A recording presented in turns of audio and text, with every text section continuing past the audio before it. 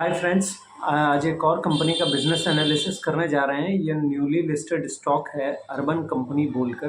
Basically ये business शुरू हुआ था 2014 में और इसको शुरू करने वाले इसके 3 फाउंडर्स थे, जिन्होंने इससे पहले भी एक बिज़नेस किया है और वहाँ से ये आगे बढ़ते आए हैं। अभिराज अभिराज सिंह बाल नाम है एक का, और वरुण खेतान और राजीव चंद्रा, ये 3 लोग थे जिन्होंने इसको कंपनी को फाउंड किया बेसिकली।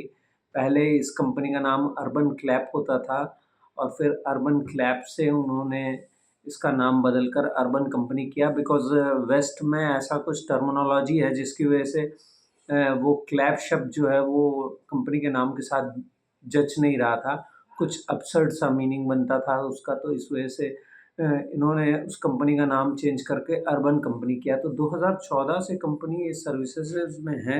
बेसिकली ये क्या करते हैं, ये होम सर्विसेज़ प्रोवाइड करते हैं। होम सर्विसेज़ में अब आप ऐसे कर सकते हैं इसको, ग्रूमिंग हुआ, ब्यूटी केयर हुआ, स्किन केयर हुआ, हेयर कट हुआ, सैलून के जो सर्विसेज़ हुए, और साथ ही साथ आपका जो घर में इलेक्ट्रिकल, कारपेंटरी और प्लम्बिंग का काम हुआ, या फिर आप सबसे ज़्यादा इसको एसोसिएट किया जाता है, अगर आपने किसी को करते हुए देखा होगा तो ये बेसिकली एयर कंडीशन की क्लीनिंग करने का काम आपको यूजुअली देखते हुए मिलेंगे। आपको इनके जो सर्विस प्रोफेशनल्स होते हैं वो जो एयर कंडीशन है उसकी सफाई करना और इस तरीके के एक्टिविटीज़ में ज़्यादा दिखते हैं आपको। तो कंपनी बेसिकली हो ये रहा था कि कंपनी ने इस चीज़ को कंटिन्यूअसली वो अपने मॉडल को बेहतर करते जा रहे हैं। बेसिकली टेक्नोलॉजी ड्रिवन एक ऐप बेस्ड ये सर्विसेज प्रोवाइडर हैं। बेसिकली लोगों को जो सर्विसेज लगती हैं वो ऐप के बेसिस पे होती हैं, और बाकायदा इनकी एक प्रोसेस है इसमें कि ये अलग-अलग सर्विसेज को इसमें इंक्लूड कर रहे हैं। तो अगर इसको देखा जाए तो कंपनी करीब-करीब अब 51 सिटीज़ पे है, पर ऐसा नहीं कहेंगे कि 51 सिटीज़ ये ऑलमोस्ट कवर अप कर चुके हैं। कुछ पर्टिकुलर सेक्टर से, कुछ पर्टिकुलर माइक्रो मार्केट्स हैं जिन पर इनका माने इन्होंने बढ़त बनाई हुई है। बेसिकली बढ़त नहीं कहूँगा, मैं ये कहूँगा कि मैं ऐसे लिस्टेड स्पेस में ऐसी कोई और कंपनी नहीं देख रहा हूँ जो अर्बन कंपनी जैसा काम कर रही हो। तो अगर देखें तो अर्बन कंपनी का मार्केट शेयर ऑलमोस्ट वो मार्केट लीडर है इस सेक्टर में, क्योंकि ये बड़ा ही कॉम्प्लेक्स सेक्टर है, इसको समझना थोड़ा-सा मुश्किल है और काम करना और ऑपरेट करना और कॉम्प्लेक्सिटीज़ अलग हैं इस बिज़नेस की। तो आप इसको ऐसे देखें कि एक कंपनी को बनाने वाले 3 लोग, उन्होंने 10 साल मेहनत की है इस पूरे प्रोसेस पे, और उसको वो यूटिलाइज़ेशन उसका सही करने की, क्या सही क्या गलत, और कंटिन्यूअसली एक इवॉल्विंग प्रोसेस है जिसमें ये कंपनी आगे की तरफ जा रही है। तो अगर देखें तो कंपनी जो है वो बेसिकली ये सारे सर्विसेज प्रोवाइड करती है। जैसे कि मैंने आपको एक जनरल व्यू दिया, तो कंपनी का अगर आप देखें तो मैं आपको कुछ फिगर्स देना चाहूँगा, जिससे कि पहला एक है इंडियन कंज्यूमर सर्विसेज जो हैं वो ये प्रोवाइड करते हैं बेसिकली, जिसमें कि घर के रिलेटेड जो भी प्लम्बिंग कह लीजिए, और आपका एयर कंडीशन क्लीनिंग हुआ, इवन सैलून से रिलेटेड, स्किन केयर से रिलेटेड, ये सारे जो एक्टिविटीज़ है इसको लेकर कंपनी काम करती है और आपको इसमें हेल्प करती है। तो ये सारा, ये जो है ये इसका मेन बिज़नेस का रेवेन्यू सेगमेंट है, जहाँ से सबसे ज़्यादा रेवेन्यू कंपनी को मिलता है। उसके बाद सेकंड पार्ट है नेटिव बोल के। नेटिव में उन्होंने 2 प्रोडक्ट उन्होंने लॉन्च किए हैं। एक है वाटर प्यूरीफायर्स और उसकी रिपेयरिंग से रिलेटेड सारी चीज़ें, और इलेक्ट्रॉनिक लॉक्स का भी बिज़नेस इन्होंने उसमें माने चालू किया है, जो कि अभी बहुत ही इनिशियल स्टेज पे है। अगर रेवेन्यू वाइज अगर आप समझने की कोशिश करें इसको, तो 772 करोड़ का इंडियन कंज्यूमर सर्विसेज का जो सेक्शन है वहाँ से 762 करोड़ का इनको बेसिकली आप ये कह सकते हैं सेल आती है वहाँ से। इनका कंट्रीब्यूशन लेवल अलग होता है। बेसिकली कंपनी इसको पूरे सेल के फिगर को अपना सेल फिगर नहीं मानती, वो कंट्रीब्यूशन को अपना फिगर मानती है। बेसिकली वो ये कहने का ये मतलब है, इनका मॉडल बहुत आसानी से आपको अगर सरल भाषा में समझाऊं तो ऐसा है कि अगर कोई सर्विस प्रोफेशनल इनके साथ जुड़ा हुआ है तो वो बाकायदा इसको ट्रेनिंग देते हैं, उसको इनका ऐप डाउनलोड करना होता है, और इस ट्रेनिंग और इन सारी चीज़ों के लिए वो 2000 रुपये उनसे चार्ज करते हैं। लेकिन कंपनी का ये कहना है कि ऑलमोस्ट इस पर करीब करीब उनका 25 से 30 हज़ार रुपया खर्चा होता है उस सर्विस प्रोफेशनल को सारी ट्रेनिंग और उसको अपग्रेड करते जाने में। माने उसको रेगुलर इंटरवेंशन करके रेगुलर उसके साथ माने चीज़ों को बेहतर करते करते उसको एक अपग्रेड वर्जन उसका तैयार होता है, जिस पे कि कंपनी का करीब करीब 27-28 हज़ार रुपया खर्चा होता है एक सर्विस प्रोफेशनल पे, जिसको अगर हम स्किन केयर और ब्यूटी केयर से रिलेटेड अगर रिलेट कर कर देखें, क्योंकि वो ज़्यादा डाइवर्सिफाइड और डिस्टिंग्विश सर्विसेज हैं, उसमें कई सारे पार्ट्स हैं। तो अगर उस तरीके से देखें तो वहाँ पर कंपनी जो है उसने करीब करीब 27-28 हज़ार रुपये का खर्चा किया होता है एक सर्विस प्रोफेशनल पे, और उससे वो चार्ज करते हैं 2,000 रुपये। और बाकायदा एक वॉलेट टाइप सिस्टम होता है, जिसके वॉलेट के थ्रू होता यह है कि कंपनी जो है वो एक वॉलेट डाउनलोड कराती है अपने सर्विस प्रोफेशनल के पास, और सर्विस प्रोफेशनल कंपनी को मान लीजिए अगर वो सर्विस जो प्रोवाइड करने जा रहा है अगर उसका वैल्यू अगर पकड़ें कि 1,000 रुपये का एक कस्टमर के पास उसका बिलिंग अमाउंट होगा, तो उससे कंपनी जो है वो 20% ले लेती है। बेसिकली द टोटल बुक जो वैल्यू ऑफ सर्विस होता है उसका 20% अर्बन कंपनी के पास जाता है, और बाकी 80% जो है वो सर्विस प्रोफेशनल को सीधे तौर पे मिलता है। तो कंपनी ये करती है, कंपनी उससे पहले 200 रुपया उसके वॉलेट से अपने पास ले लेती है, और जो कस्टमर होता है वो डायरेक्ट उस सर्विस प्रोफेशनल को वो 1,000 रुपीज़ पे करता है। तो बेसिकली होता ये है कि कंपनी का मॉडल इसलिए इस तरीके से बनाया है इन्होंने कि इनका जो कंट्रीब्यूशन पार्ट है वो इनको पहले मिल जाता है सर्विस कंप्लीट होने के पहले, और उसमें भी ये प्रोसेस है कि अगर सर्विस नहीं प्रोवाइड हुई किसी को तो वो पैसा वापस रिफ़ंड कर दिया जाता है उस सर्विस प्रोफेशनल को, किसी भी कारण से अगर कैंसिलेशन होते हैं उनके जॉब पे।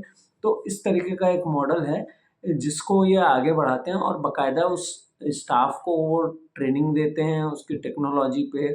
उनका डेटा ड्रिवन पूरा एनालिसिस होता है कि कौन सा स्टाफ किस तरीके का काम कर रहा है, वो कितना बेहतर कर रहा है, उसकी रेटिंग होती है, रेटिंग एजेंसीज उसकी रेटिंग करती हैं। माने बाकायदा उनका इंटरनल सिस्टम ऐसा है कि वो कस्टमर से रेटिंग मांगते हैं, और उस रेटिंग के बेसिस पे उसको अपग्रेड किया जाता है धीरे धीरे।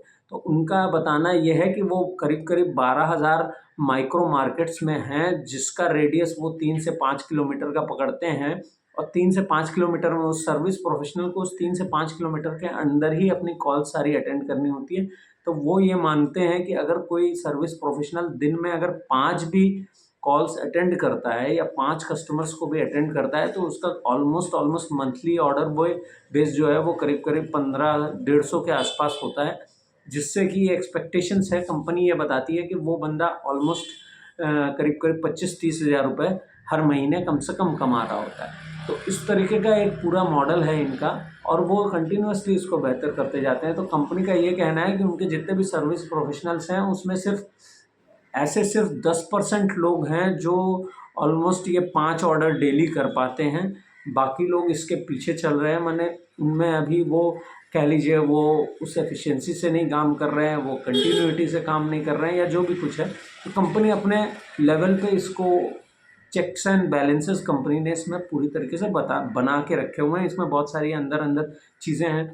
तो बेसिकली मैं जब आपको किसी भी कंपनी के बारे में बताता हूँ तो मैं उसके एनालिसिस करने में जाता हूँ, और बहुत डिटेल में मैंने 2-3 इंटरव्यूज़ देखे और कॉन कॉल सुना और कंपनी के रिजल्ट्स देखे, तो उसके बेसिस पे ये सारी इन्फॉर्मेशन मैं आपको दे पा रहा हूँ कि कंपनी बहुत ही डिटेल्ड बेसिस पे अंदर तक जाकर काम कर रही है, और उनका इंटरनल ऑडिट का एक सिस्टम है जिसके थ्रू वो डेटा ड्रिवन काम करते हैं। कौन सा सर्विस प्रोफेशनल कितना बेहतर है, और इसकी न्यूसेंसेस क्या हैं इस बिजनेसेस में। इसमें ये भी एक संभावना लोगों को दिखती है कि जो सर्विस प्रोफेशनल है वो कंपनी को छोड़कर वो अगर खुद से अटेंड करने लगे कस्टमर्स को, मान लीजिए जो कस्टमर से जान पहचान हो गई, तो फिर वो ऐप का इस्तेमाल ना करके वो डायरेक्ट उनको ऑन कॉल बुला लें और कहें कि आप आकर हमारा ये काम कर दीजिए। उसमें कंपनी का ये मानना है कि होते हैं ऐसी चीज़ें होती हैं, लेकिन इससे लॉन्जिविटी में ये चीज़ें थ्राइव नहीं करती हैं। बेसिकली जो सिक्योरिटी है, जो कस्टमर्स की सेफ्टी है, वो बहुत हद तक इस बात से निर्भर करती है कि वो ऐप के बेस पे काम करें, क्योंकि कस्टमर्स को भी उनका टाइम का भी वैल्यू होना चाहिए, उनका मनी का भी वैल्यू होना चाहिए। तो कंपनी का ये मानना है कि कोई बंदा अगर आपको फ़ोन पे कह रहा है सर मैं आधे घंटे में आ रहा हूँ, और वो 1 घंटे बाद आए। लेकिन जब ऐप से आप बुक करेंगे तो ऐप में टाइमर चलता है, उनका एक सिस्टम है कि आपके पास जो सर्विस प्रोफेशनल है वो अगले आधे घंटे में या 15 मिनट में पहुंचेगा, तो बैंग ऑन टाइम उसको होना होगा। तो बहुत सारी ऐसी चीज़ें होती हैं, उनका ट्रैकिंग होती है, कंपनी के पास पूरा डेटा होता है और इन्फोर्सिंग एजेंसीज के साथ उनका टाई अप होता है, उनकी अंडरस्टैंडिंग होती है। अगर कोई सर्विस प्रोफेशनल कुछ भी गलत करता है, क्योंकि ऐसे थेफ्ट्स या चोरी और इस तरीके की भी बहुत सारे इवेंट्स हो सकते हैं, तो ये एक बड़ा ही रीज़नेबल ये सारे इश्यूज़ हैं जिसको कंपनी बहुत ही सीरियसली हैंडल करती है। तो ये सारी चीज़ें थी डिटेल। तो मैंने आपको एक आइडिया देने की कोशिश की कि बेसिकली कंपनी क्या-क्या सर्विसेज करती हैं। तो 2 बिज़नेसेस के बारे में मैंने बताया, इंडियन कंज्यूमर सर्विसेज से रिलेटेड, जिसमें कि डोमेस्टिक से लेके सारी चीज़ें होती हैं, और उसके बाद नेटिव में उनका जो है वो वाटर प्यूरीफायर्स और उनका एक इलेक्ट्रॉनिक लॉक्स का है। तीसरा उनका बिज़नेस है बेसिकली जो कि इंटरनेशनल को लेकर है। इंटरनेशनल में बेसिकली वो 2 देशों में अपनी सर्विसेज प्रोवाइड करते हैं। सिमिलर काइंड ऑफ सर्विसेज जो वो इंडिया में प्रोवाइड कर रहे हैं, वैसी ही सर्विसेज वो सिंगापुर और सऊदी अरेबिया में दोनों जगह वो प्रोवाइड कर रहे हैं। इवन सऊदी अरेबिया में अब उनका एक जॉइंट वेंचर हो चुका है, वहाँ की एक कंपनी है सैमको ना, क्या नाम है उसका, तो वो बेसिकली प्रोफेशनल्स प्रोवाइड करती है और ये कंपनी अपने उनको ट्रेनिंग देकर वही सेम सर्विसेज कर रही हैं। तो बेसिकली जो इंटरनेशनल इनका बिजनेस है वो देशों में ही है, और अभी ये उसको एक्सपेंड करने के बजाय इंडिया में ज़्यादा ध्यान देंगे। हालांकि मैं ये कह दूँ आपको कि यही इंटरनेशनल बिजनेस है जो प्रॉफिटेबल है इस समय कंपनी का। तो वहाँ से रेवेन्यू करीब 160 करोड़ की आती है, और उनको मैंने प्रॉफिटेबिलिटी अगर देखने को मिल रही है इस समय, तो सिर्फ इसी बिज़नेस में मिल रही है, और इसको भी उनको करते हुए काफ़ी समय हो चुका है। तो ये एक बहुत अच्छी चीज़ है कि इस पर भी कंपनी कंटिन्यूस ध्यान दे रही है, और कंपनी का ये कहना है कि अभी वहाँ पर भी उनका पेनिट्रेशन लेवल बहुत लो है, बहुत हाई जा सकता है, बहुत माने स्कोप उनको दिखता है इन दोनों देशों में अभी। तो इसीलिए वो पहले वहाँ पर अपने आप को कंसंट्रेट करना चाह रहे हैं, कंसोलिडेट करना चाहते हैं, उसके बाद आगे देखेंगे।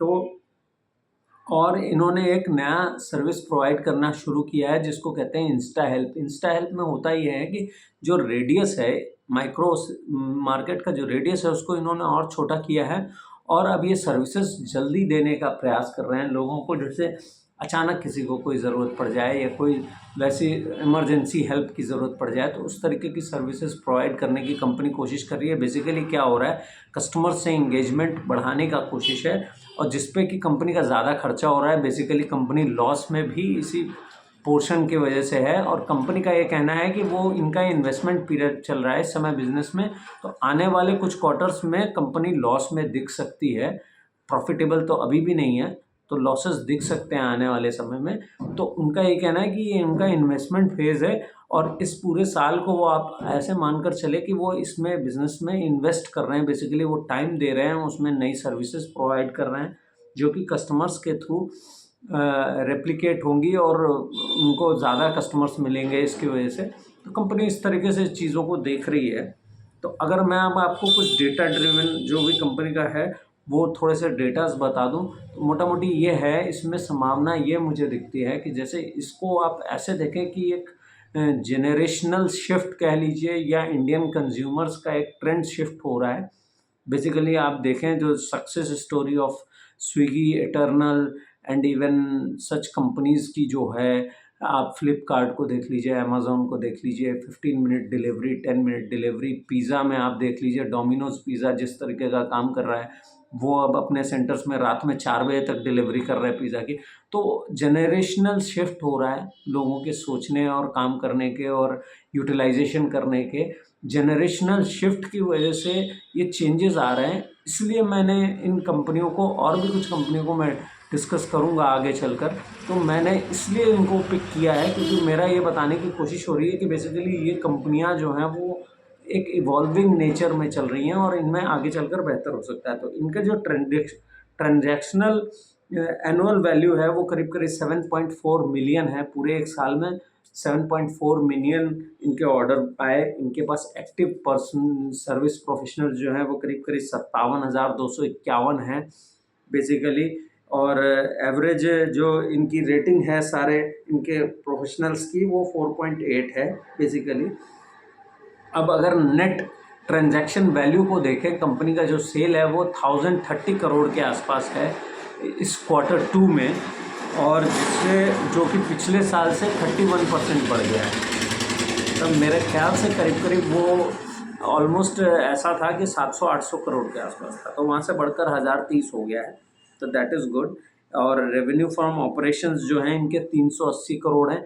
ये जो रेवेन्यू फ्रॉम ऑपरेशंस ये पकड़ रहे हैं इसको, बेसिकली ये इनका वो पोर्शन है जो इनके पार्ट पे आता है। माने एनटीवी तो हुआ नेट वैल्यू, जो कि मैंने आपको बताया कि वो पूरा जो ट्रांजैक्शन वैल्यू है कस्टमर्स ने कितना लिया, उसका जो 20% इनको मिलता है उस हिसाब से कैलकुलेशन है, या 20 या जो भी फिगर आता हो वो रैशनलाइजेशन के लिहाज से। तो रेवेन्यू फ्रॉम ऑपरेशंस 380 करोड़ का ही है। मैंने इनका सेल अगर पकड़े कंपनी के सरल भाषा में तो 380 करोड़ का सेल है इनका। तो वहाँ जो है 37% की ग्रोथ दिख रही है इनको। इबिट्टा लेवल पे 35% का लॉस है इनको, तो जो कि एक माने वो है सिचुएशन। कंपनी ने बताया है कि हम अभी लॉसेस में हैं, और पैट जो है वो 59 करोड़ का इनको लॉस आ रहा है इस क्वार्टर। तो अगर देखें तो कंपनी का यही गाइडेंस है कि आगे आने वाले कुछ क्वार्टर्स में अभी हमको ये लॉस दिखेगा। इनका जो कंज्यूमर सर्विसेज है वहाँ से इनको प्रॉफिट आ रहा है करीब 18 करोड़ का। नेटिव से जो इनको है इंस्टा हेल्प जो इन्होंने न्यूली लॉन्च किया है उस पर ये ज़्यादा खर्चा कर रहे हैं, तो वहाँ से मैक्सिमम लॉस आ रहा है इनको। बेसिकली कंपनी को एक 33 करोड़ का अदर इनकम का भी पार्ट है, जिसकी वजह से जो है ये लॉस का फिगर आपको कम होता हुआ दिख रहा है। लेकिन अगर देखें तो इंस्टा हेल्प पे इनका 44 करोड़ का लॉस है, जिस पे ये कंटिन्यूअसली वर्कआउट कर रहे हैं। तो कंपनी को मैं एज सच इस तरीके से देखता हूँ कि कंपनी एक इवॉल्विंग स्टेज पे है, तो ट्रैक करते रहेंगे कंपनी को, आगे भी देखेंगे इसके बारे में कि क्या क्या कर रही है।